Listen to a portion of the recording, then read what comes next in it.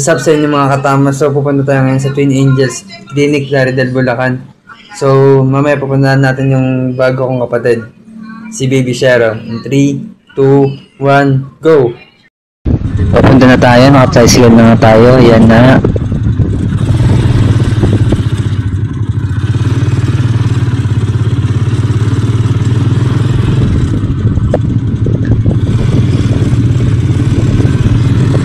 At bibili pa tayo ng proben para maka-food trip.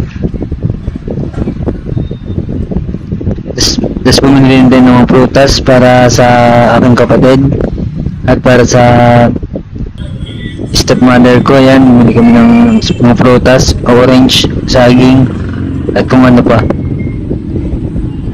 Yan na nga, pupunta na kami sa Twin Angels Clinic, Plaridel, Bulacan.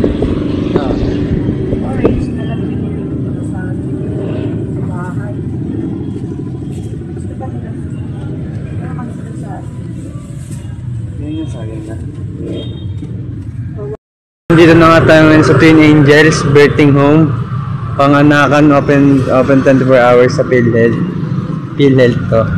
Dito sa Plaridel, dito sa Plaridel, Bulacan. At papasok na tayo sa clinic, birthing hospital. At ayan na nga, ayan yung higaan ng kapatid ko, si Baby Shero. At ayan na nga si Baby Shero.